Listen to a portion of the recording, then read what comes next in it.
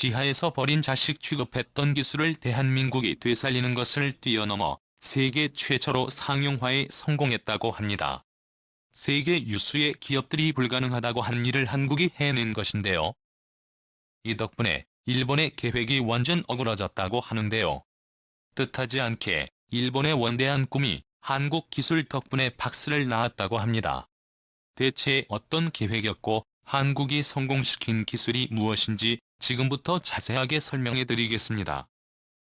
삼면이 바다로 둘러싸인 대한민국 남해와 서해를 찾는 이들이 감탄하는 곳은 바로 수려한 섬입니다.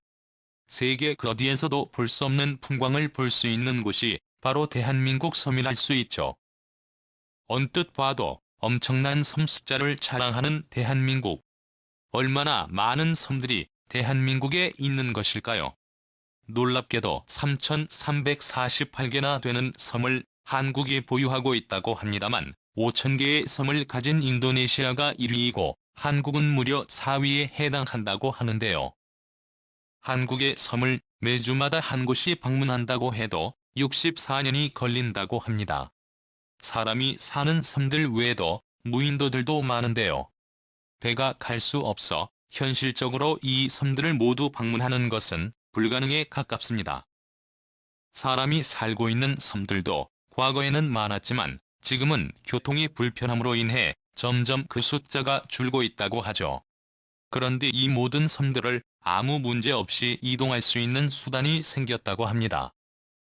그것도 몇십 시간이나 배를 타고 이동하는 것이 아니라 단 몇 시간만 있다면 대한민국 어디든지 갈 수 있다고 하죠.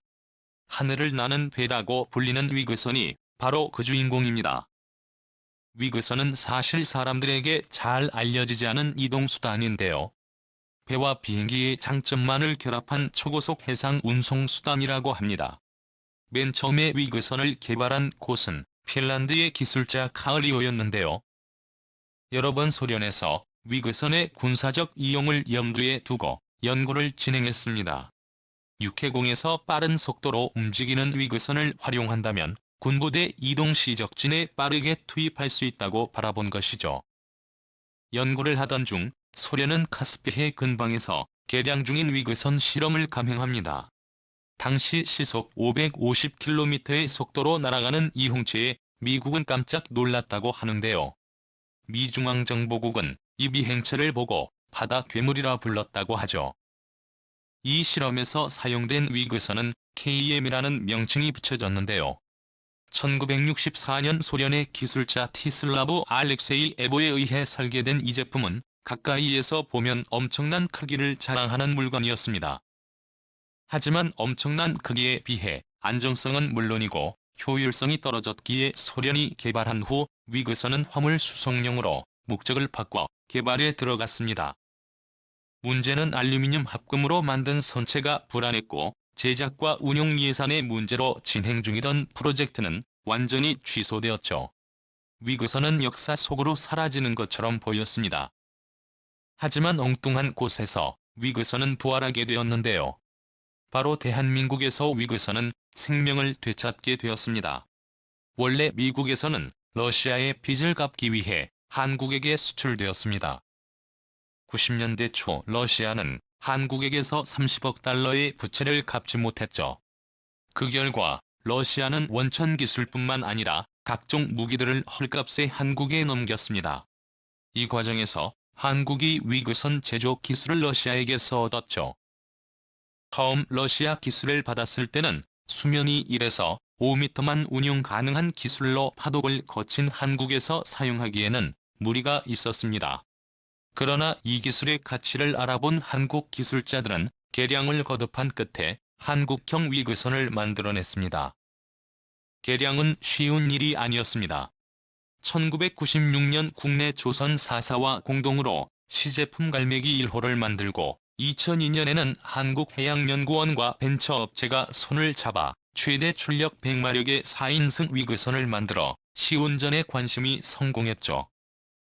효율성과 안정성을 모두 고려한 제품을 만드는 것은 난제로 보였습니다. 소련 기술자들도 성공하지 못해 폐기 처분한 제품을 한국이 극복하는 것은 불가능해 보였죠.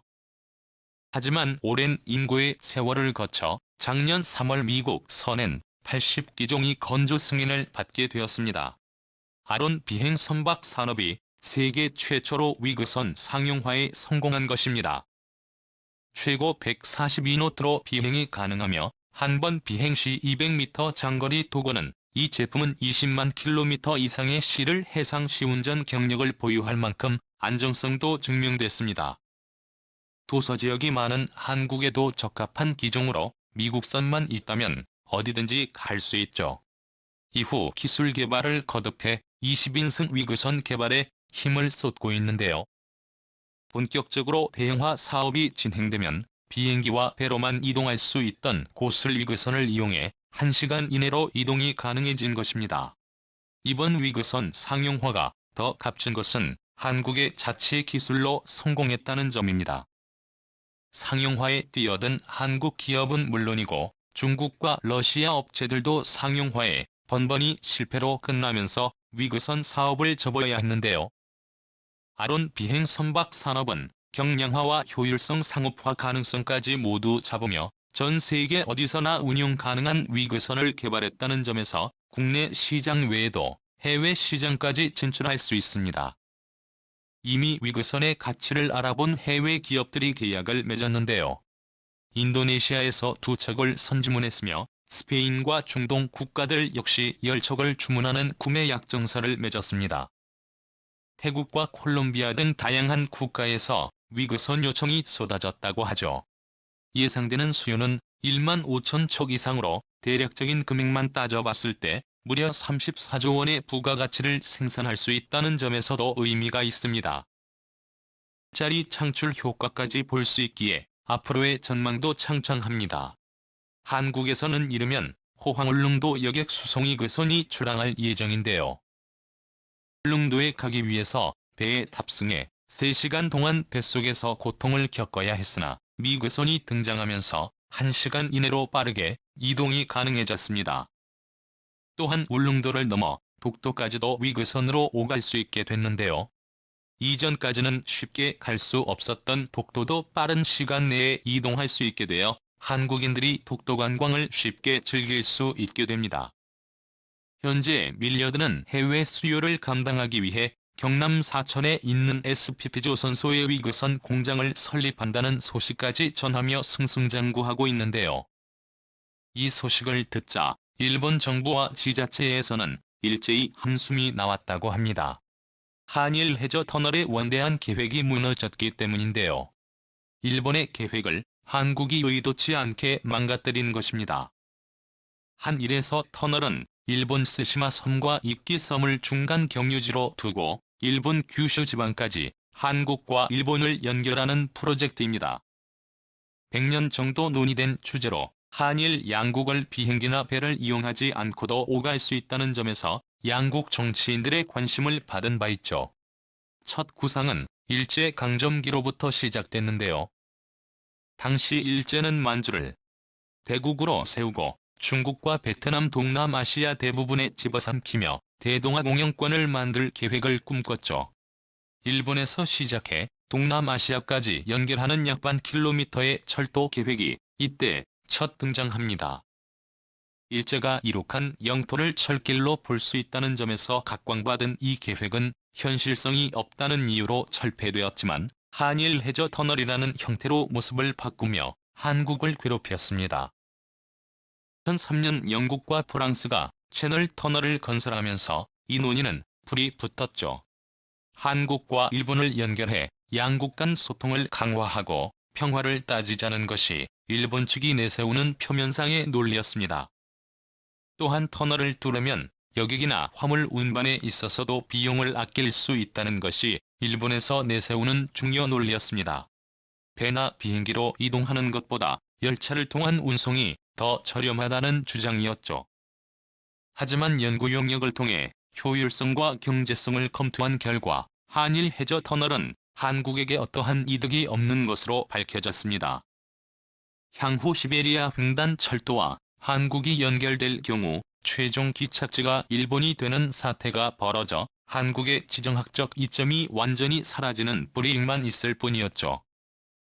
한국은 해저 터널에 대해 어떠한 의견도 보이지 않으며 일본의 일방적인 주장을 거부했습니다. 하지만 여전히 일본은 한일 해저 터널의 유용성을 언급하며 한국을 괴롭혔습니다. 한일 해저 터널이 있으면 기존보다 더 빠르게 오갈 수 있다는 장점이 있었기 때문이었죠. 그런데 이번 위그선의 상용화로 해저 터널의 장점이 사라진 것입니다. 이건선의 크기를 키우면 많은 승객들을 태우고 일본을 오갈 수 있게 되었는데요.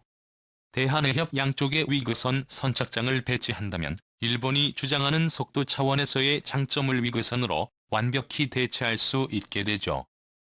게다가 현재 위그선 기술에 있어 선진국으로 거듭난 대한민국이 위그선 영업과 운용에 나서게 된다면 한일 해저 터널을 굳이 뚫을 필요 없이 양국을 빠르게 오갈 수 있게 됩니다. 일본 입장에서는 한국을 속여 한일 해저 터널 개통이 가능했는데 위그선의 등장 덕분에 한국을 속일 수 없게 된 것이죠. 일본의 주장이 더 이상 통용되지 않게 된 것입니다. 위그선 덕분에 불가능으로 여겨졌던 많은 일들이 가능해질 것으로 보이는데요. 포항 독도에 들려 독도에서 일본까지 갈 수 있는 프로그램도 가능하리라 보입니다. 일본에서도 영어로 독도를 거쳐 한국을 올 수 있게 되죠. 독도에 박혀있는 태극기를 일본인들이 보면서 자연스럽게 더 이상 독도를 일본 땅이라고 우길 수 없게 되는 것이죠. 한국의 위그선이 앞으로 교통의 중추기종이 되기를 바라며 새로운 한류의 선봉장으로 거듭나기를 기원하겠습니다. 시청해주셔서 감사합니다.